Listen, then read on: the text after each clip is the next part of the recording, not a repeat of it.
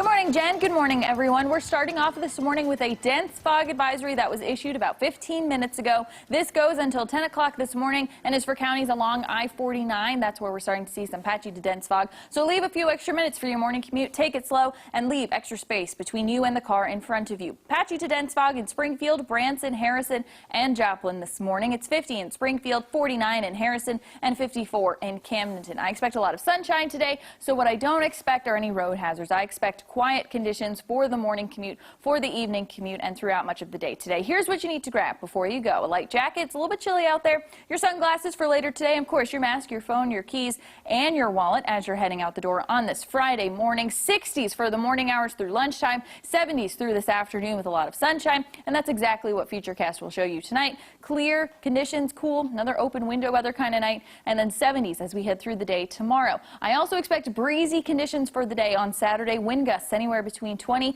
and 25 miles per hour will be possible. We'll do that again on Sunday, but we'll have mostly cloudy skies Sunday and Monday as a front comes in on Tuesday, and that will bring in some rain chances and cooler conditions, and that's what your 7-day will show you. 70s through Monday, then we'll be in the 60s with showers on Tuesday. Behind it, cooler conditions for Veterans Day in the 60s with a little bit more sunshine. All right, Beth, thank you. We have some breaking news to tell you about this morning. Springfield police say one person was killed in a motorcycle accident. It happened on Chestnut Expressway, almost underneath the U.S. Highway 65 bridge. Shortly after 3, the bike was the only vehicle involved. Details into what caused this crash are still under investigation right now. The family has not been notified as of now, so the name of the victim has not been released. New for you this morning, a Drury University student hopes to connect the Springfield community through the arts. Color 10's Nija McDonald found out about this. She's live on campus this morning to tell us more about the student's plan. Nija. Yeah, Joe, well, good morning. Her name is Nikki Pastor, and she's responsible for bringing a national art exhibit called Race in America to her campus. Now, Pastor says that she was outraged with what she was seeing in the media and felt like she needed to do more to support her black peers. She says having an exhibit like this at Drury is important because the university's minority population is small. However, she says they are a big part of campus and their voices matter. Pastor's exhibit features artists from Springfield and other cities across the country like Los Angeles and Fort Worth. I was really moved. I would read their artist statements and see in them telling them it's very personal to them, it's their background, their story, and they were so willing to just open up to the community here, and it's just very moving and very powerful knowing that someone is willing to tell you their side, and I'm hoping that people will listen. Well, Pastor's exhibit will be on display beginning this evening at 5 p.m. and will remain on display until November 25th. As always, visit our website at ozarksfirst.com to learn more about the exhibit. Reporting live in Springfield, Nija McDonald, Ozarks First. All right, Nija, thank you. And as millions of people await results for this presidential election, judges in the 5 states that have yet to make an official call so far have even more added stress. We spoke to a couple of election judges here in town, and they say they would not want to be in their shoes right now. Daryl Smith and Peggy Stepp have been working together as bipartisan election judges for over a decade, and they say this is a stressful election for counters, especially the ones in other states with protesters outside.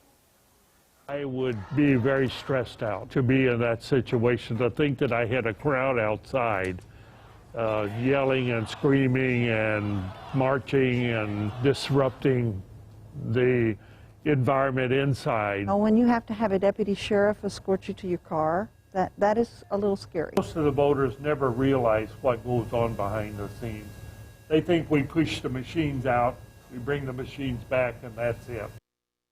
Now, although Fox News has called Arizona, states like Nevada and Arizona, they're expected to continue their count through the day.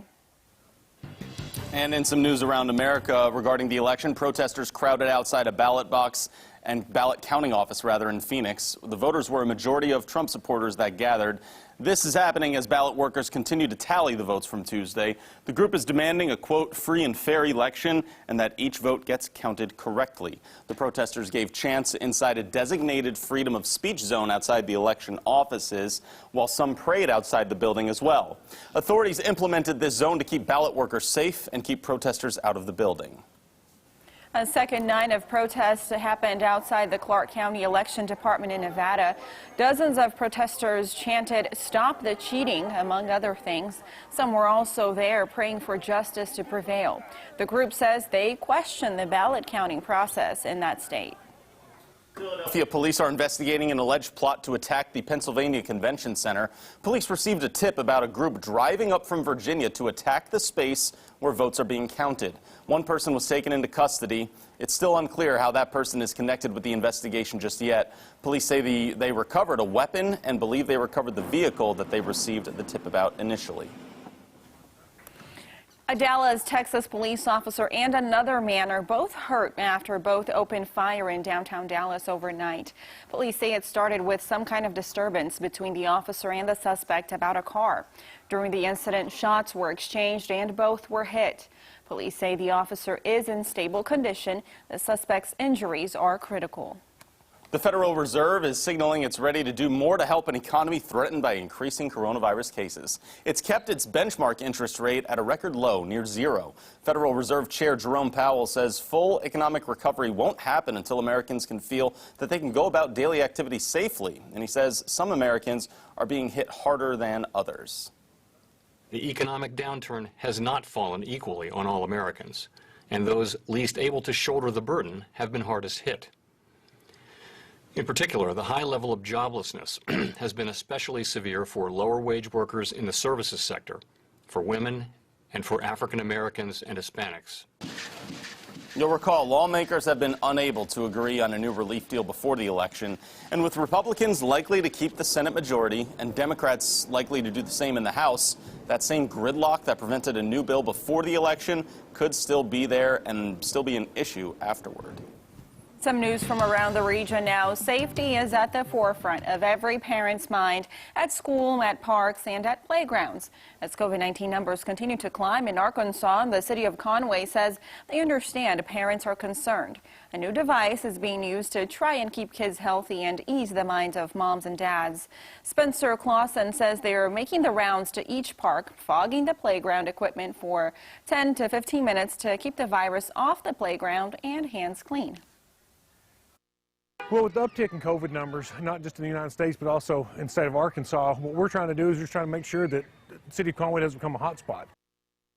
The city says they got another fogging device yesterday, and their hope is to sanitize each park in the city once every week. All right, let's take a look at what's coming up for you on CBS this morning. Coming up, the votes are still being counted. Joe Biden calls for calm as the president makes extraordinary claims. Plus, a tragic new record for the U.S. Over 100,000 new COVID cases for the second straight day. Coming up on CBS This Morning. To tell you what's trending right now, I think we got some music queued up, don't we? Beth is going to like this. All right, guys, here's what's happening right now. Coffee drinkers are excited for this because it's Starbucks holiday cup time right now. All right, out today. This is a big deal. I remember last year. I remember that one on the left several. looks like a Christmas sweater. Yeah, I remember several Color 10 employees last year waiting outside the lines on days like this. I remember that. Because if you go today and you order one of the signature holiday drinks that they have, you get the free reusable cup. Oh! I might have to do that today. All right, so we are all going to put our orders in. One person's going to go, so it's one car, and we're just going to get them all. I like that. I don't drink Starbucks a whole lot, but for special occasions like this, just for the reusable cup alone. And you get the reusable cup. That's true. That do you get a discount or anything, like 25 cents off if you use a reusable cup with your order? I don't know if that's true. I have to confirm that. I have to confirm that first. I'll confirm that today when we go to Starbucks. Holiday time at Starbucks, not holiday time in the Ozarks, weather-wise. Weather-wise, at least, yeah. That's fine with me. Still pretty springy out there with those temperatures in the 70s. We keep 70s into Monday, 60s and showers on Tuesday, and then we'll be cooler for Wednesday for Veterans Day, but sunshine returns. All right, sounds good to me. Thank you, Beth, and thanks for joining us here on Daybreak. We'll see you at midday.